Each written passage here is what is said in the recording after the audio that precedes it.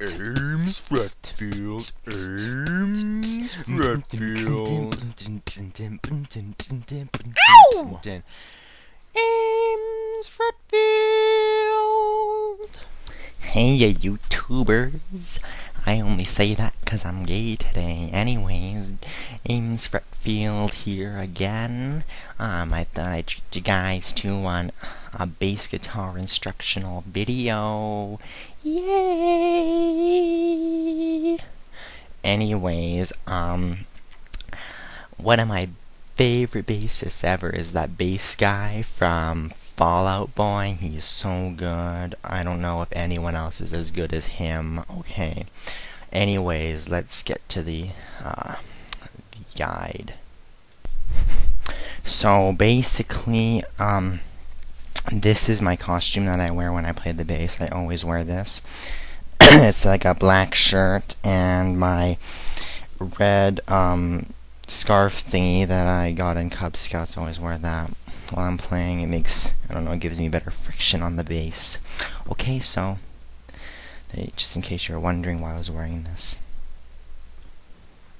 Okay, so this is my bass guitar, pretty much. It's Epiphone. Don't know if you can see that. Can you see that? I hope you can see that. Okay, so I'm just gonna play you a song that it took me a while to learn this song. So if you can't play it right away, don't worry. So I'll just play it for you.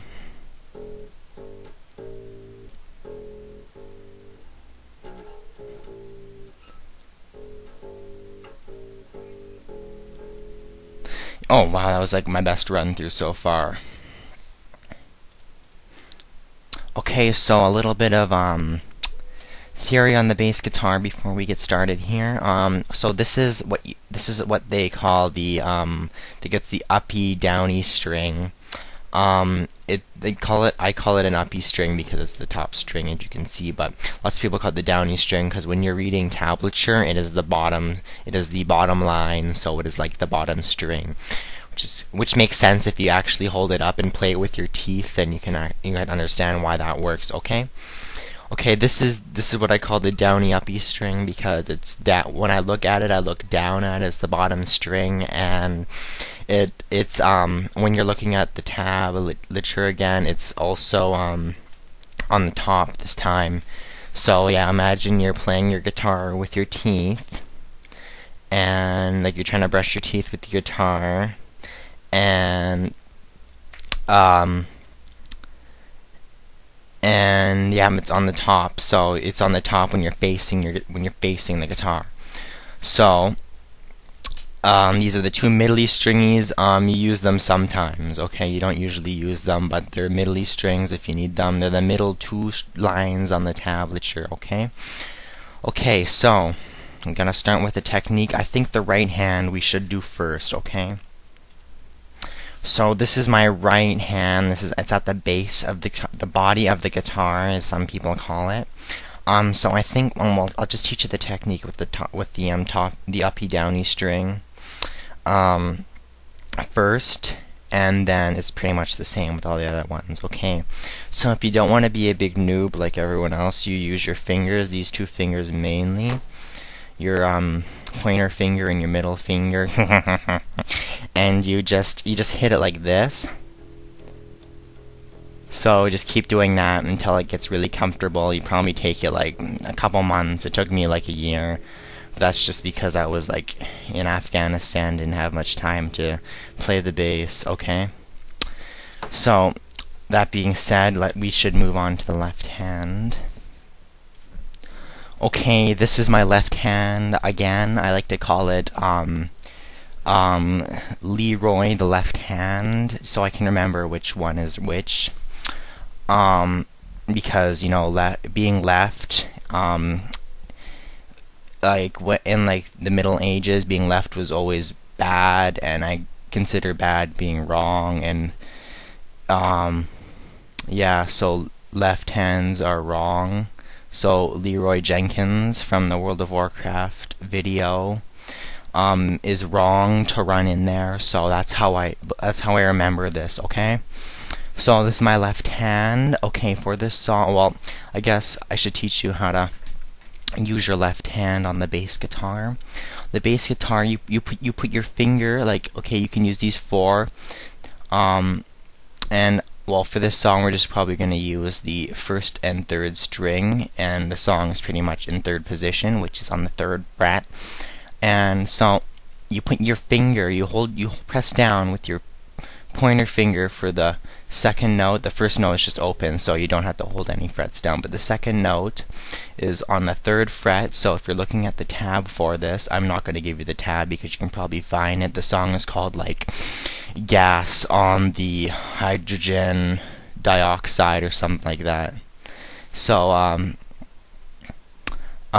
you press down, but you don't press down the middle of the fret, because you always get like really bad tone if you do that. You don't always, but lots of the times you do. It's easier if you put it right in front of the fret. If you put on the fret, then everyone calls you a big noob, and you sometimes slip over here, or you get a buzzy sound. I don't know if I can do that.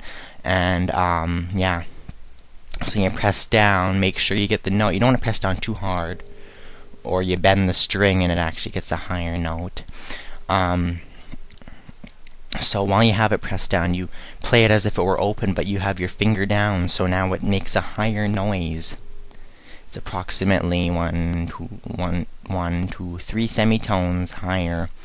That makes sense because the third fret, right? And you do the same for the 5th fret, which is I think the third note in the song. So you use your third finger for this. Usually on a guitar you could probably use your middle finger, like on a normal guitar, but since on bass you have to actually have more strength in your fingers, I suggest you use your third. That way you don't have to cut off your fingers later because they get too tired. So you just do the same thing with the third finger on the 5th fret. You see that there, the 5th fret? 5th fret, it's usually marked on guitars with this dot thingy here. Same with the third one, which is over here.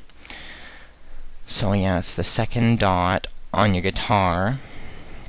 So now that you know how to do that, let's play. Okay, so I put my mic right up to my amp so you can hear it very clearly, okay? So just trying to keep up with me. I know I might be going too fast, but I'll play it through a few times. I'll do one time, normal speed, second time, really slow, third time, again really slow, and then you can just keep repeating that on the YouTube video. Okay, are you ready? A 1, a 2...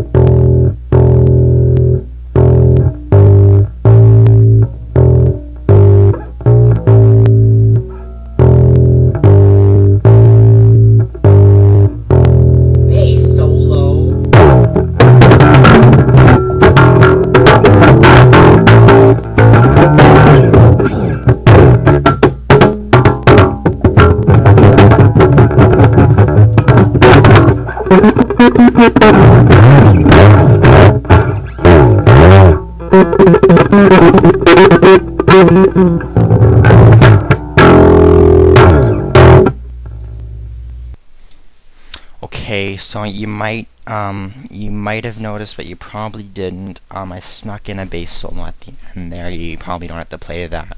I haven't really tabbed it out. It's just something I really like to play. Okay, so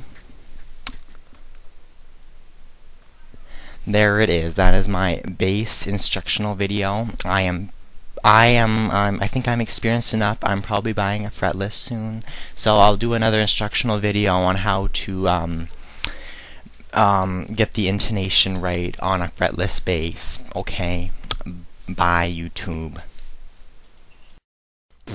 Yo, if you liked what you saw, then subscribe, yo, you know what I'm saying, yeah, go for it, shoot for the stars.